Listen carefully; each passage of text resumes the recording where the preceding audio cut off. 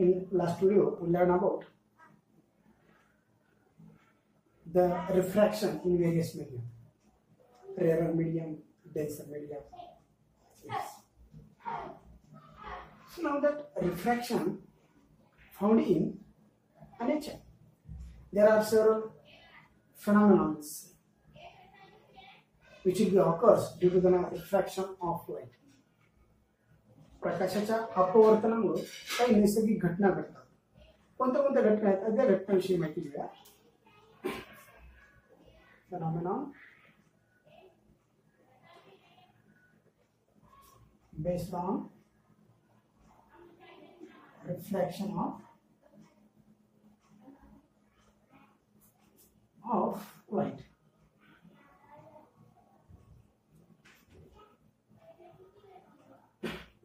अपवर्तनावर किंवा अपवर्तनाशी संबंधित नैसर्गिक घटना.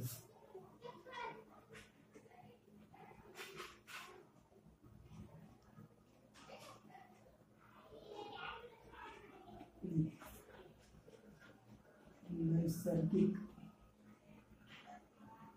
घटना. अपवर्तनाशी संबंधित नैसर्गिक घटना कोणत्या कोणत्या आहेत?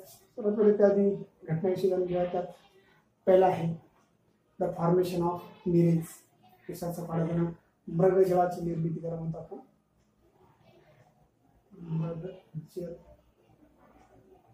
मृगजल.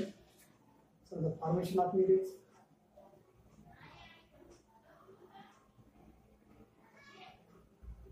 Mirrors. The first one. Second one. Second of object in holy fire. होळीच्या आगीमधून थरथरणारी वस्तू. एक उदाहरण सांगता येईल.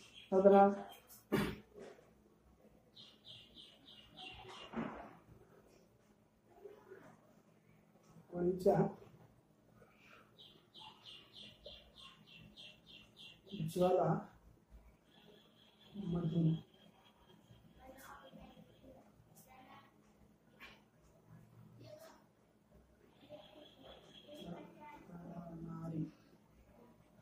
थरथरणारी वस्तू means second object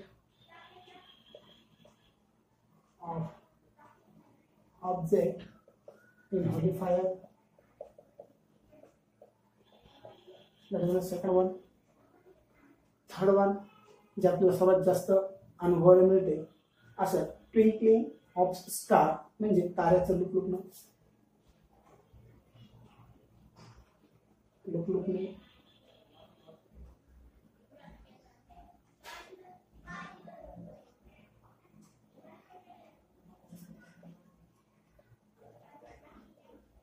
twinkling of star, ताऱ्यांचं लुकलुकणं ही एक नैसर्गिक घटना आहे अपवर्तनाच्या संदर्भात. 4 नंबर आहे सूर्योदय आणि सूर्यास्त.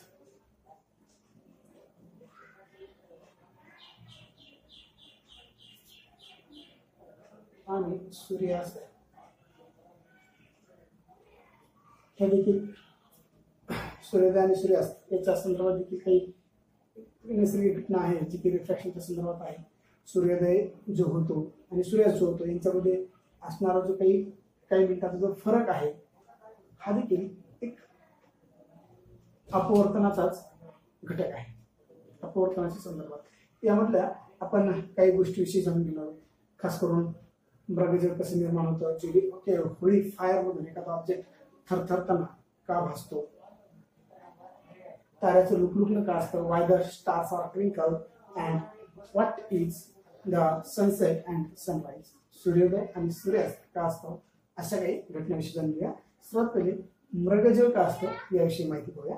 द फॉर्मेशन ऑफ मिरेज जरा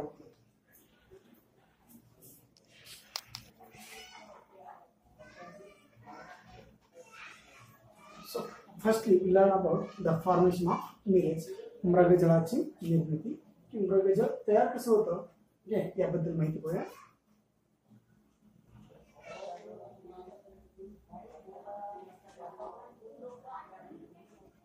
तुम्ही मृगजळ नक्कीच पाहिजे असेल. Mostly to be found in summer days. उन्हाळ्यामध्ये मृगजळ दिसतं. मृगजळ म्हणजे काय, तर जेव्हा तुम्ही रोडून प्रवास करत असता तेव्हा असं दूरवर कुठंतरी तुम्हाला पाणी असल्याचा आभास होतो. जे पाणी आहे असं भासतं तर आपण मृगजळ असं म्हणतो. आभासी पाणी असतं. ते का दिसतं, आभासी पाणी का असतं, आणि अशा मृगजळामध्ये जर आपण एखादी वस्तू जर पाहिली त्याची ती वस्तू आपल्याला दिसते कसं. As you know that in summer days the heat is more, and due to the heat of sun, now suppose that's in the road or the surface,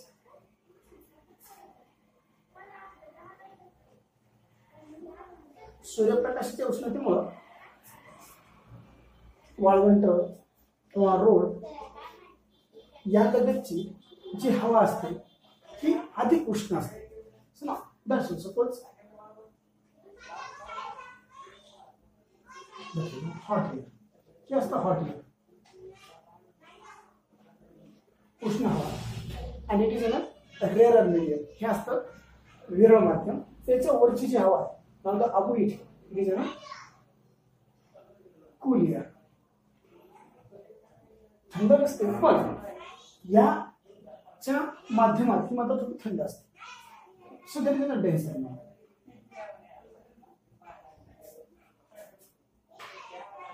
So what's happened when we see the object from that two different mediums? As you know that the light will be traveled from one medium to another medium, it change its direction. That's phenomenon is referred as a reflection of light. जेव्हा प्रकाश एका माध्यमातून दुसऱ्या माध्यमात प्रवेश करतो तेव्हा तो दिशा बदलतो. त्याला आपण प्रकाशाचं अपवर्तन असं म्हणतो. इथे देखील प्रकाशाचं अपवर्तन पाहायला मिळतं. आणि ही जी काही गरम हवा आणि थंड हवा जी आहे यामुळं प्रकाश अपवर्तित होतो आणि त्याचा परिणाम म्हणजे मृगजळ दिसतो. ऍक्च्युली काय होतं, जेव्हा आपण एखादा ऑब्जेक्ट पाहतो, suppose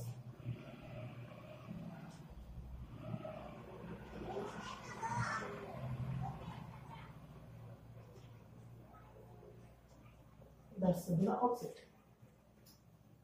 You can see it.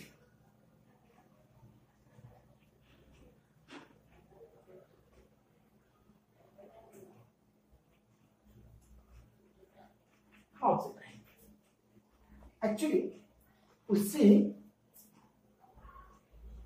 such object on the light coming from its image.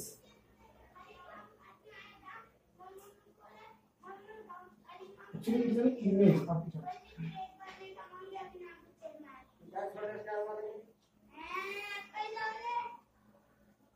Image of object, real object. हे वस्तू आणि ही तिची इमेज. आपण जेव्हा हा ऑब्जेक्ट पाहतो तेव्हा असं भासतं की मुळात ही जी काही ऑब्जेक्ट आहे या ऑब्जेक्टची इमेज पासून आलेले आपल्याला प्रकाश किरण दिसतात, लाईट्स जे आपल्यापर्यंत पोहोचतात अशा पद्धतीने. सो ना जेव्हा हे आपल्यापर्यंत पोहोचतात मुळात प्रकाश किरण ठेवून असे येऊन असे बाहेर येतात की आपल्यापर्यंत पोहोचतात. पण आपण याची आभासी प्रतिमा पाहू शकतो. सुद्धा असं ना आपल्याला जे दिसतं ते असं दिसतं.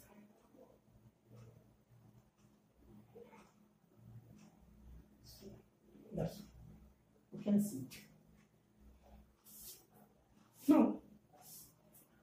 हा जो काही हवेचा अपवर्तनांक असतो हा सतत बदलत जातो. या बदलत जाणाऱ्या अपवर्तनांकामुळं ही वस्तू सारखी थरथर थरथर भासल्यासारखी वाटते, श्रिंक झाल्यासारखी वाटते. So that is an mirage. याला मिरेज म्हणतात. मूळ वस्तू ही आहे पण आपल्या डोळ्यापर्यंत जे किरण पोहोचतात ते तिच्या इमेज म्हणजे प्रतिमेचे पोहोचतात.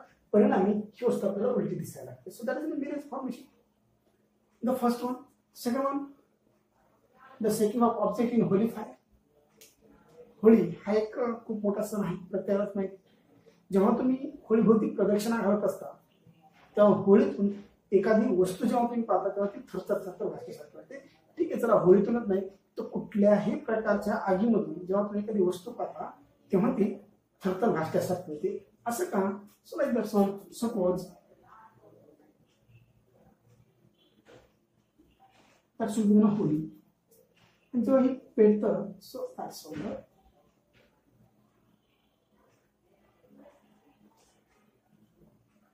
Holy fire. असं होली फायर. ठीक आहे, आज समजा आपण ही वस्तू पाहतो त्या आगीमधनं,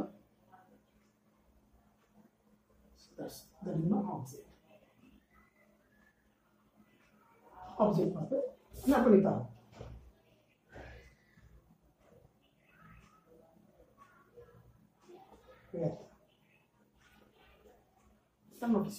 आपण या ऑब्जेक्टला पाहतो. हा जो ऑब्जेक्ट आहे जेव्हा आपण या आगीतून पाहतो तेव्हा तो सारखा थरथर कापताना भासतो. याचं कारण काय असतं? तर ही जी होली फायर आहे, जी आग आहे, होळीच्या बाजूची आगीमुळं हवा उष्ण झालेली असते आणि that is an hot air around it.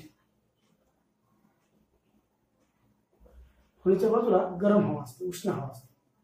तर हिच्या व्यतिरिक्त हा पोर्शन जर सोडला तर या व्यतिरिक्त इकडची हवा मात्र थंड हवा असते. सेम आपल्याला नियम माहिती की जेव्हा आपण एका पारदर्शक माध्यमातून दुसऱ्या पारदर्शक माध्यमात जातो तेव्हा प्रकाश दिशा बदलतो. हा प्रकाश इथून इथपर्यंत येतो, इथून पुन्हा इथे जाताना परत दिशा बदलतो. तर प्रकाशाचं अपवर्तन असं होतं. पण ही जी घटना आहे, थंड हवा आणि गरम हवा ही सारखी बदलत राहते आणि परिणामी बदलत जाणाऱ्या हवेमुळं अपवर्तनांक देखील सतत बदलतो आणि या बदलत्या अपवर्तनांकामुळं ऑब्जेक्ट हा सारखा सिंक झाल्यासारखा वाटतो. As to change the continue change in the refractive index of the air. Now the object should be a sec. त्यामुळं ऑब्जेक्ट हा सेक किंवा थरथर कापल्यासारखा भासतो. तर या दोन्ही नैसर्गिक घटना अशा आहेत जे की प्रकाशाच्या अपवर्तनाशी संबंधित आहेत. हे झालं छोट्या प्रमाणावर अपवर्तन. आणखी मोठ्या प्रमाणावर आपण जे अपवर्तन पाहतो ते म्हणजे ताऱ्यांचं लुकलुकणं.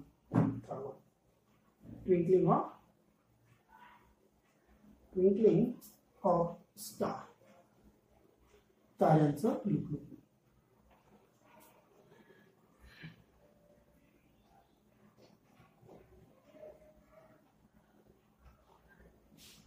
ताऱ्याचे लुकलुकणे. असं ताऱ्याचं लुकलुकणे जेव्हा रात्री तुम्ही छतावर झोपता तेव्हा तुम्हाला एखादा तारा गडत आणि काही वेळा तो पूर्ण डिम झालेला पाहायला मिळतो. त्याला ताऱ्याचं लुकलुकणं म्हणतात. तारे लुकलुकतात का? पण तर माहित असेल. सपोज दॅट इज अन अर्थ.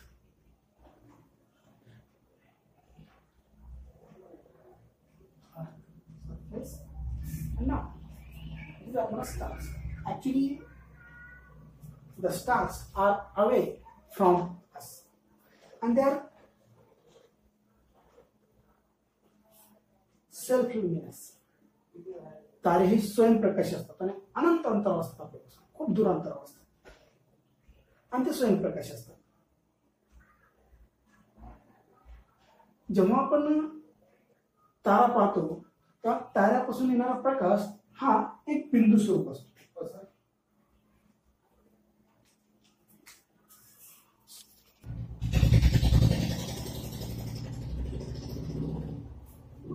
Actually, the stars are self-luminous and they are the source of light.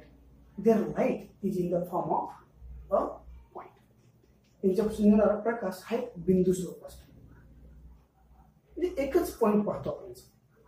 मग हा प्रकाश जेव्हा व्हॅक्यूम म्हणजे निर्वात पोकळी, जेव्हा निर्वात पोकळीतून प्रवेश करतो, व्हॅक्यूम निर्वात पोकळी, जेव्हा निर्वात पोकळीतून प्रवेश करतो तेव्हा सरळ जातो. पण जेव्हा पृथ्वीच्या वातावरणात प्रवेश करतो तेव्हा मात्र याचं अपवर्तन होतं आणि हा अपवर्तित होऊन ऑब्झर्वर जो निरीक्षक आहे निरीक्षकापर्यंत पोहोचतो, निरीक्षकापर्यंत पोहोचतो अपवर्तित झाल्याच्या नंतर. आणि मग निरीक्षक या ताऱ्याला अशा प्रकारे आहेत त्यापेक्षा आभासी प्रतिमा थोडी उंचावर, ज्याला ॲपिरंट पोझिशन म्हणतात, it is a real position, it is a apparent position of star. आपण असं क्रॉस तर पाहू शकत नाही, आपण पाहताना सरळ पाहतो, पण आपल्याला तारा थोडासा आहे त्यापेक्षा उंचावर भासतो. आणि मग याचे काही वातावरण आहे, वातावरणाचा अपवर्तनांक सतत बदलत जातो.